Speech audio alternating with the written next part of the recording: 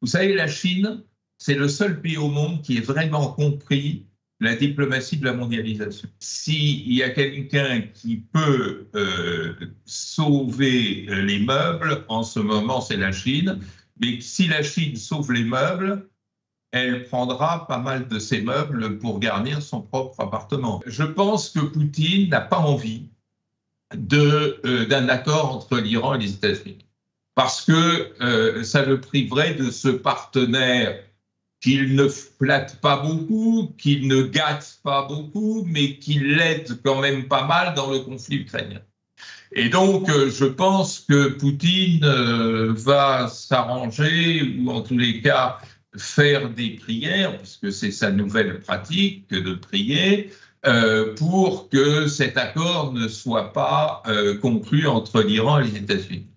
En revanche, je pense qu'il limiterait les dégâts et gagnerait bien des galons s'il parvenait à jouer un rôle médiateur. Pourquoi ? D'abord parce que il dirait, voyez, je ne suis pas ce foudre de guerre que vous dites, je suis un avocat de la paix. S'il y a la paix, c'est grâce à moi. Ce n'est pas grâce aux autres, c'est grâce à moi.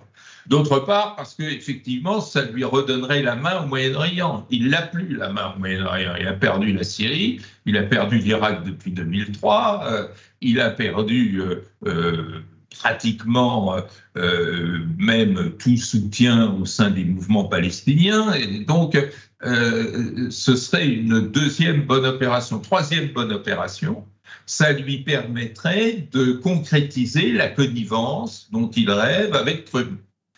Moi, j'ai toujours dit, depuis le 20 janvier dernier, date d'investiture de Trump, que les deux personnages se ressemblaient beaucoup, parce qu'avant que Trump parle de « Make America Great Again », Poutine parlait de « Make Russia Great Again ». C'est-à-dire que ces deux hommes, ils rêvent d'être dans la peau de Nixon et Brejnev, du temps où ces deux personnages étaient les coprinces du monde et géraient à eux deux toutes les affaires du monde. Donc tout ça, ça va dans le sens de ce que peut espérer Poutine, de ce que peut espérer l'Iran, ce serait une porte de sortie, de ce que peuvent espérer les États-Unis. Le seul, enfin, il y en a un et demi qui serait mécontent, c'est certainement Netanyahou, ça c'est la personne entière, parce que ça risquerait d'inachever le travail d'Israël sur l'Iran. Et la moitié de mécontents, c'est une moitié de puissance que constitue l'Europe.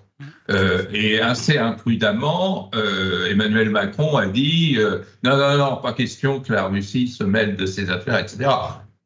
Je pense que c'était maladroit parce que moi, je trouve que même si le diable peut faire la paix, il faut saisir l'occasion, quitte à lui régler son compte après.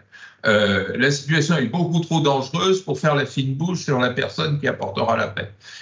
Et comme Poutine a intérêt à apporter la paix, il peut faire quelque chose. Est-ce que ses ressources seront suffisantes à cette fin ? Ça, je n'en sais rien, mais le jeu est là. Et puis, n'oubliez pas qu'il y a beaucoup plus sérieux que Poutine, Trump et compagnie, c'est la Chine. C'est ça, dans le chat, il y a quelqu'un qui dit, alors j'ai perdu le message, Liolio qui disait, c'est surtout la Chine qui perdrait, elle prend 30% du pétrole iranien. Vous pouvez rebondir là-dessus, Vadim? Ah oui, mais c'est beaucoup plus compliqué que ça. Allez-y, je vous en prie. Notre ami a tout à fait raison de dire que sur le plan économique, ce qui serait, on n'en a pas parlé, mais une éventualité, le blocage du détroit d'Ormuz, pénaliserait d'abord et avant tout la Chine. La Chine est ultra dépendante, non seulement de l'Iran, mais du Grand Moyen-Orient pour son ravitaillement énergétique. Et la Chine, ce n'est pas la Russie. C'est-à-dire qu'elle a un besoin énergétique qui est absolument considérable. Donc la Chine a un regard très inquiet. Il y a plein de messages qui partent de Pékin qui traduisent cette inquiétude. Mais en même temps, la Chine a beaucoup plus de ressources de pression sur les différents protagonistes, peut-être pas tant sur Israël, ça c'est certain, Sur Israël, il n'y a que les États-Unis qui ont les moyens de pression, mais sur beaucoup d'autres, sur l'Iran, sur la Russie, même d'un certain point de vue sur les États-Unis, voire sur la péninsule arabique. Et donc la Chine peut réaliser ce que j'appelle moi une pression systémique, c'est-à-dire pas une intervention militaire, mais la conjonction de tout un tas de ressources politiques, diplomatiques, économiques, pour tenter de peser sur le cours des événements. Et vous savez, la Chine, c'est le seul pays au monde qui ait vraiment compris la diplomatie de la mondialisation. Alors, s'il y a quelqu'un qui peut sauver les meubles, en ce moment, c'est la Chine. Mais si la Chine sauve les meubles, elle prendra pas mal de ces meubles pour garnir son propre appartement. L'harmonie n'est jamais philanthropique. Il y avait pas mal de... Il nous reste 10 minutes et il y a pas mal de sujets dont on souhaite parler, mais on va les choisir. Je voudrais rebondir par rapport sur la Russie. Il y a 2-3 choses qu'on n'a pas évoquées. Un, c'est qu'en effet, il continue à parler à un certain nombre d'acteurs. Alors, Bertrand Badi l'a dit sur l'Iran, bien sûr, même si ce n'est pas son allié, ils ont des relations en effet importantes de manière diplomatique, économique, mais avec Israël aussi, parce qu'il ne faut pas l'oublier, il y a des relations quand même qui sont importantes entre les deux pays. Il y a une grande communauté russe qui vit sur place. Voilà, il y a des relations entre les deux hommes, en plus entre Netanyahou et Poutine, qui sont relativement correctes.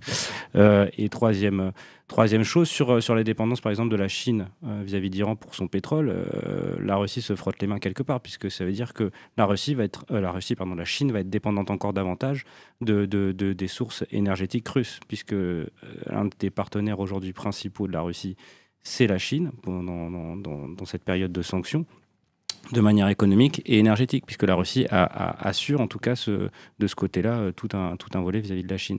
Donc on voit que finalement ce conflit, au début, même moi j'étais sourcilleux et je me disais finalement la Russie peut être perdante, mais mine de rien sur un certain nombre d'autres volets, et elle en ressort finalement gagnante sur l'aspect diplomatique. Si Poutine arrive à faire ce coup-là, ça serait quand même assez important.